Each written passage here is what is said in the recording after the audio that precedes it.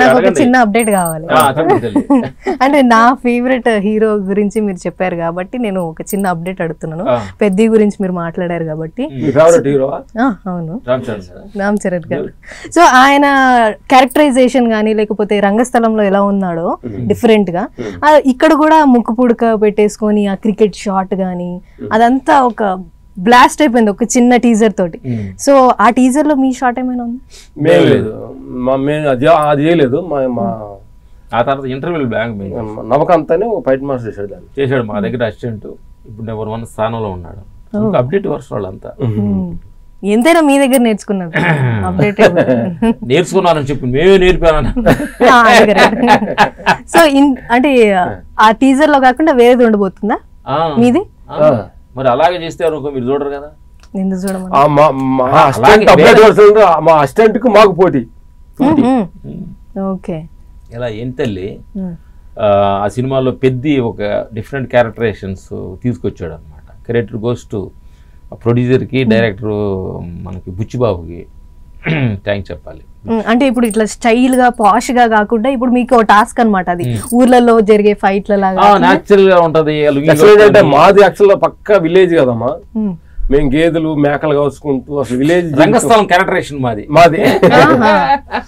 కాబట్టి అలాంటి కథలన్నీ మాకు మాకు 19 years 18 years ఊర్లో గేదెలు కాస్తాను, మేకలుగా లుంగిలు కట్టుకుని మేకలు కాస్తాను, ఊర్లో ఫైటింగ్లు ఉండదు చూడు, అవి గుర్తు తీసుకుంటాం న్యాచురల్ గా. మరి మీరు రంగస్థలం చూసారు కదా, ఆ గిడ్లు కొట్టుకుని దొర్లు పడతాం, కింద పడతాం, అన్ని ఇవన్నీ కొంచెం నెగిటివిటీ. మై బర్త్ లో ఏంటంటే మా జీన్స్ లోనే ఉండేది విలేజ్ బ్యాక్గ్రౌండ్. కాబట్టి అలాంటి సినిమా అంటే ఇంకా మాకు ఉత్సాహంగా ఉంటుంది. అది నేను అడిగేది. దొరికింది ఫైన్ లాగా బయట తల్లి. అది సో ఊర్లలో కాబట్టి మీకు ఈజీగా అనిపిస్తుంది. అంటే మా క్యారెక్టరేషన్ అప్పుడు విలేజ్ ఎమోషన్స్ అలా లింగ్ సరదాగా లింగి అలా పైన కొట్టుకుని అంటే ఒక తెలియని ఒక కిక్ ఉంటుంది. మాస్ ఇప్పుడు ఆ టై కొట్టుకొని ఇలా బేగ తీసుకొని ఆ టై అట్ట బాడీ తిరగకుండా గుంటున్నాడు కూడా ఆ లుంగి ఉన్నప్పుడు ఒక చిన్న ఉంటుంది తెలుసా. మాస్ లుక్ అంటే మీకు మాసే మంచి కిక్ ఇస్తుంది అనమాట. మరి మాస్ మాకు కాదు, అందరికి మాసే కిక్ ఇచ్చేది మీకు తెలియట్లేదు. అవునా? నాకైతే పెద్దగా ఫైట్లు చూడండి. చూడవా? Good good good. అబ్బాయిలు అంటే చూస్తారు కదా అన్న, వాళ్ళు క్లాస్ కావాలి, మాస్ కావాలి, అన్ని కావాలి. అంటే ఒక అభిమానిగా హీరో దగ్గర నుండి ఫైట్లే ఎక్కువ ఎక్స్పెక్ట్ చేస్తారు ఫ్యాన్స్. సో దాని యాక్షన్ హీరోస్ వాళ్ళంతా యాక్షన్ బాగా. అంటే ఇప్పుడు చిన్న హీరోలు ఇప్పుడు వచ్చే హీరోలు అని అంటే పెద్దగా ఎక్స్పెక్టేషన్స్ ఉంటాయో ఉండవో కానీ మీకు ఒక పెద్ద హీరో ప్రాజెక్ట్ వచ్చింది అంటే అమ్మో ఇప్పుడు కష్టపడాలి, అంటే డిఫరెంట్ గా చేసేయాలి అని మీరు ఏమన్నా ఇట్లా హోంవర్క్ చేయడం కానీ స్ట్రెస్ అవ్వడం కానీ చేయాలి. చేయకపోతే అట్లా ఒక పెద్ద సినిమా ఒక పెద్ద వచ్చింది అనుకోండి, అది ఇంటర్నేషనల్ ఆల్ లాంగ్వేజ్ రిలీజ్ అవుతుంది, అందరు ఇండస్ట్రీ చూస్తారు, డైరెక్టర్ దాని మీద ఎక్స్పెక్టేషన్ ఉంది. ఎక్స్పెక్టేషన్ తగ్గట్టు మనం వర్క్ చేయాలి కదా. ఇంకోటి టెస్ట్ అవుతారన్నా కదా, మనం ఎక్కువ ఎమోషన్ అయిపోయి టెస్ట్ అయిపోతే క్రియేట్ రాదు, స్ట్రెస్ అయిపోతే రాదు అంటున్నా. మనం ఈ మనసుని ఏంటంటే తల్లి దీన్ని బిగ తీసుకొని మీద కడగ తిరగదేయాలంటే నీకు బ్లాక్ అయిపోద్ది.